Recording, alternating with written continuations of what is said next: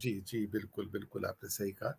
मैं आता हूँ धनंजय जी के पास, ये कुछ फ़ोटोग्राफ्स था जो प्रधानमंत्री जी का है बेसिकली। इसमें शायद क्लियर नहीं आएगा, जहाँ पे टेलीप्रॉम्प्टर के साथ वो खड़े हैं एक्चुअली देखा जाए तो। लेफ्ट में भी एक टेलीप्रॉम्प्टर है, राइट में भी एक टेलीप्रॉम्प्टर है, ताकि जिधर भी देखें उनको अपना वो अल्फ़ाज़ जो हैं वहाँ नज़र आ जाए कि मुझे क्या बोलना है। हालाँकि वहाँ भी बहुत उन्होंने गलतियाँ की हैं कल उन्होंने, और टेलीप्रॉम्प्टर के ऊपर तो वो हमेशा ही निर्भर रहते हैं।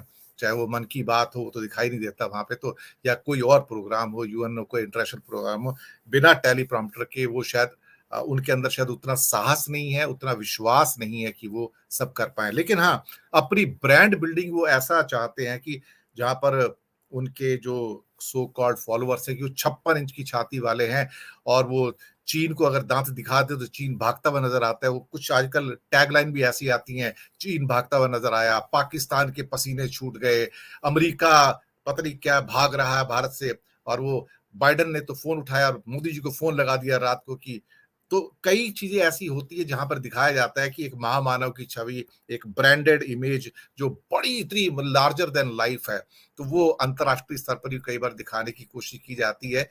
ऐसा कुछ है ही नहीं देखा जाए। तो खैर, मैं आता हूँ धनंजय जी आपके पास। हाँ, आपने सिन्हा साहब की बात भी सुनी।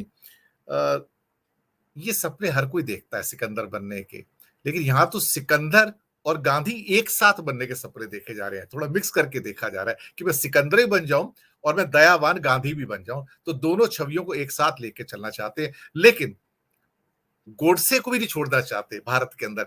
वहां भी उनके जो पुजारी हैं वो उनको फॉलो करते हैं, बल्कि उनके चाहने वालों को वो भोपाल से टिकट भी दे देते हैं। धनंजय जी, अनम्यूट कर लीजिएगा। अनम्यूट कर लिए। अनिल भाई साहब ने बड़ी अच्छी बात कही और मैं उसमें थोड़ा और ऐड कर देता हूँ। मोदी जी की दिक्कत दरअसल ये है कि उनको लग रहा है कि इनके बाद जो है आरएसएस और बीजेपी खत्म हो जाएगी, दोनों खत्म हो जाएंगे ऐसा उनको लग रहा है। इसलिए वो चाह रहे हैं कि वो सारे काम कर दें जो गुरु गोलवलकर जो हैं वो देखा करते थे स्वप्न में। और वो ये करते थे, गुरु गोलवलकर क्या देखा करते थे, वो देखा करते थे कि ये पूरी भारत की जनता जो है वो सत्ता की गुलाम हो जाए। वो देखा करते थे कि एक या दो पूंजीपतियों के हाथ में पूरी अर्थव्यवस्था चली जाए। वो देखा करते थे कि ये जो गांधी जो कर रहे हैं या जो जिस तरह का देश नेहरू बनाना चाहते हैं, उससे अगर अलग देश बने और हिंदुओं का देश बने। ऐसे हिंदुओं का देश बने जो गांधी के हिंदूवाद से अलग हो। वो उसमें दूसरे किसी की जगह ही ना हो, कोई व्यक्ति ना रहे, केवल हिंदू रहे। और हिंदू में भी सिर्फ वो रहे जो श्रेष्ठ ब्राह्मण कहलाते हैं, वो रहे। बाकी सब चारण बन के रहे, कोई दिक्कत नहीं। कीड़े मकोड़े रहते हैं तो ये भी रहे, इनकी भी जहाँ उपयोगी होगी होंगे वहाँ उपयोग कर लेंगे। अब कल्पना देखिए कि हिंदू राष्ट्र में कल्पना ये है कि गोबर जो है वो गणेश हो सकते हैं, लेकिन व्यक्ति जो है वो अपने पास बिठाने लायक भी नहीं हो सकता। ये हिंदू राष्ट्र की कल्पना में समाहित है। तो मोदी जी की दिक्कत ये है कि मोदी जी एक साथ सारा काम कर देना चाहते हैं। वो कई 100 साल पहले की चीजें और कई 100 साल आगे की चीजें ला देना चाहते हैं। क्या ये संभव है? और मैं एक कहानी सुनाऊं अगर, छोटी सी, जी। कि मैंने कहीं पढ़ी थी कि एक जो है राजा ने एक किसान से कहा कि तुम सूर्यास्त होने तक जितनी जमीन छू करके लौट आओगे वापस यहाँ, उतनी जमीन तुम्हारी है। और वो भागता है और भागते भागते भागते भागते जो है उसको लगता है कि एक खेत और छू लें, उसको लगता है एक खेत और ले लें, अब ये भी छू ले। और छूता छूता वो सूर्यास्त बीच रास्ते में हो जाता है, लौट नहीं पाता है। मोदी जी की वही दुर्गति होने वाली है। दुर्गति इसलिए कह रहा हूं कि व्यक्ति मोदी पे मैं बात नहीं कर रहा हूं, मैं बात कर रहा हूं जिस देश के प्रधानमंत्री पे, जो ये जो देश को ले जाना चाहते हैं, हमारे प्रतिनिधि हैं वो। मोदी जी कोई व्यक्ति नहीं है, कोई सरनेम नहीं है अभी। मोदी जी हमारे देश के 133 करोड़ लोगों के प्रतिनिधि हैं। तो हमें वो वहां ले जाना चाहते हैं जहां सूर्यास्त से पहले घर लौटना संभव नहीं। अब देखिए, हुँ, आपने रखा है कि विश्व गुरु कभी बनना चाहते हैं, तो विश्व गुरु तो रविन्द्रनाथ टैगोर को कहा गया, रविन्द्रनाथ ठाकुर को कहा गया। और रविन्द्रनाथ ठाकुर वो व्यक्ति थे जो बहुत विद्वान माने गए, बड़े कवि माने गए। उनको पहली बार जब नोबेल पुरस्कार मिला तो एशिया में पहला व्यक्ति थे वो जिनको नोबेल पुरस्कार मिला था। फिर आपने कहा कि ये जो है नोबेल पुरस्कार पाना चाहते हैं शांति का, तो कैसा शांति का पुरस्कार मिला कि वो जो चैनल ने चमचागिरी में वो बघाड़ तो दिया और मोदी जी की इज्जत खराब कर गया। क्योंकि नोबेल पुरस्कार के जो आदमी थे यहाँ पे देने वाले में लोगों में से, उन्होंने कहा कि ऐसा तो मैंने कुछ कहा नहीं था। चैनल वाले ने जबरदस्ती कहवा लिया था, अपना इंटरप्रिटेशन था चैनल वालों का।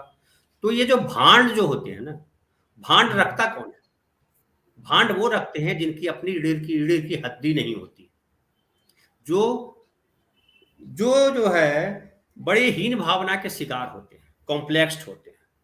मोदी जी को कॉम्प्लेक्स तो होगा, क्योंकि बहुत पढ़े लिखे व्यक्ति नहीं है, भले इंटायर पॉलिटिकल साइंस की डिग्री लेकर के आ गए हों, लेकिन इनके कई वीडियो आप देखिए कि चल रहे हैं सोशल मीडिया पे या अलग अलग जगहों पे। खुद इन्होंने इंटरव्यू जिसमें दिया है कि मैं पढ़ा लिखा नहीं हूँ, मैंने स्कूली शिक्षा प्राप्त की है। इन्होंने कहा कि मैं चाय बेचा करता था, इन्होंने कहा कि मैंने इतने साल भीख मांगा है। तो पढ़ाई का इनका तो बना नहीं। बचपन इनका अगर उस तरह का जीवन था तो बचपन तो बड़ा निराशा वाला बचपन रहा होगा। फिर पॉलिटिकल करियर इनका देखिए कि पॉलिटिकल करियर में लंबे समय जो है ये किसी के पीछे चलते रहे, और वो अटल आडवाणी के साए में बड़े हुए, ये हम सब जानते हैं। तो जब इनके पास सत्ता नहीं थी तब का मोदी, और जब ये सत्ता में आए तब के मोदी में अंतर देखिए कि जब इनके पास सत्ता नहीं थी तब वो आडवाणी जी के पीछे खड़े थे, ये मुख्य कार्यवाहक भी नहीं थे उनके रथ के, तो प्रमोद महाजन हुआ करते थे, ये तो उसमें भी कहीं पीछे थे। लेकिन जब इनको मुख्यमंत्री बनाया गया तो ये जो है तन करके खड़े हो गए वाजपेयी जी को भी जवाब देने के लिए। आरएसएस कहें या आरएसएस की राजनीतिक जो विचारधारा है और जिसकी जो पार्टी है बीजेपी, उसको खड़ा करने में सबसे बड़ा योगदान मैं मानता हूं वो योगदान जो है रहा वाजपेयी जी का। लेकिन वाजपेयी जी को इन्होंने किस तरीके से देखा? तो जो व्यक्ति अपने ही लोगों को जिनकी उंगली पकड़कर बड़ा हुआ है उसी को छोटा कर दे या उसी के कंधे पे चढ़ करके रौंद करके चला जाए, वो व्यक्ति कितना महान होगा ये आप कल्पना कर सकते हैं। छोड़िए वाजपेयी जी, आडवाणी जी का क्या हासिल किया इन्होंने, छोड़िए आडवाणी जी। भाई किसी भी माँ के लिए बड़ी गौरव की बात है उसका बेटा इस देश का सबसे बड़ा व्यक्ति है, प्रधानमंत्री बना है। वो अपनी माँ को एक दिन के लिए भी नहीं ले गए प्रधानमंत्री आवास। ऐसा नहीं कि कोई ये नियम कानून बना हुआ कि प्रधानमंत्री आवास में सिर्फ प्रधानमंत्री रहेगा और उसके जो है अधिकारी रहेंगे, कर्मचारी रहेंगे। प्रधानमंत्री के आवास में जो है उनकी माता रह सकती थी। चलिए रिश्तेदारों को नहीं, क्योंकि आपने तो किसी को रिश्तेदार बनाया नहीं, जिनसे शादी किया उनको छोड़ दिया, उनको पत्नी माना नहीं, मान लिया। माँ को तो माँ मानते रहे आप, माँ को ले जाते। क्या उस माँ के आंख में कभी दिमाग में यह बात नहीं आई होगी कि मेरा बेटा जिस प्रधानमंत्री निवास में रहता है वो कैसा दिखता होगा, कैसा होगा? क्या उनके अंदर ये कल्पना नहीं होगी? चलिए ये भी मैं ये जो चर्चा कर रहा हूँ ये व्यक्तिगत चर्चा नहीं है, क्योंकि वो पब्लिक के बीच है, पब्लिक के नायक हैं, पब्लिक के नेता है, हम सबने वोट देकर के चुना। तो उनकी माता भी पूरे राष्ट्र के लिए गौरव की महिला है, गौरवशाली महिला है कि उस लेडी ने इस ऐसे एक व्यक्ति को बड़ा किया जिसके साथ भीतर संस्कार दिया जो आज भारत का प्रधानमंत्री। लेकिन प्रधानमंत्री की नीयत, प्रधानमंत्री की करनी, प्रधानमंत्री की कथनी वो कैसी है? क्या वो भारत का जो विचार है या जो भारत का संस्कार है या भारत का जो स्वप्न है उसके साथ चलता है? तो हम देखते हैं कि जैसा अनिल भाई साहब कह रहे थे कि आप इतने लोकप्रिय हैं कि आप जो है प्रेस से नहीं मिलते हैं, आप इतने लोकप्रिय हैं कि चुनी हुई जनता के साथ मिलते हैं और उस जनता के साथ आप सवाल करते हो, उसका लिखा हुआ जवाब सामने वाला बोलता है। आप इतने लोकप्रिय हो कि लगातार जो है आप पर्दे के भी पीछे रहते हो। पर्दे के पीछे से मतलब होता है जनता को पर्दे के आपके अपने सामने नहीं आने देते हो, दीवार लगवा देते हो। जब कोई विदेश से व्यक्ति आता है तो आप दीवार लगवा देते हो कि कोई उनको दिखे नहीं कि यहाँ इस देश की जनता कैसी है। लेकिन भाई ये इंटरनेट का दौर है। अब बताइए दिन में कोई आंख मूंद ले तो क्या वो सूरज अस्त हो जाएगा, अंधेरा छा जाएगा? आप आंख मूंद लेंगे तो सूरज तो नहीं छुप जाएगा ना। तो मोदी जी जो है वही पढ़ाते हैं कि आप आंख मूंद लो अंधेरा हो जाएगा, अंधेरा आपके भीतर आ जाएगा, अंधेरा बाहर नहीं होगा। और बाहर जो लोग खड़े हैं उजाले में वो आपको पहचानेंगे कि आपको ना उजाले की पहचान है ना अंधेरे की पहचान।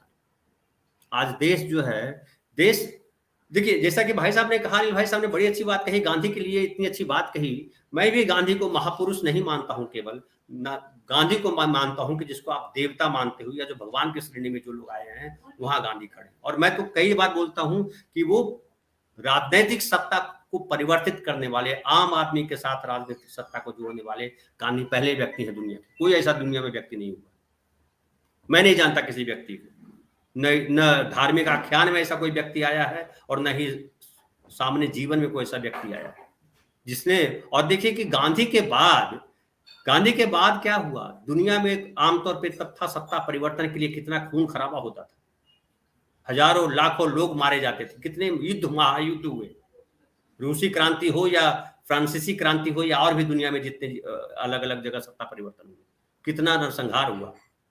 लेकिन भारत में सत्ता परिवर्तन हुआ, नरसंहार छद्म तरीके से हुआ।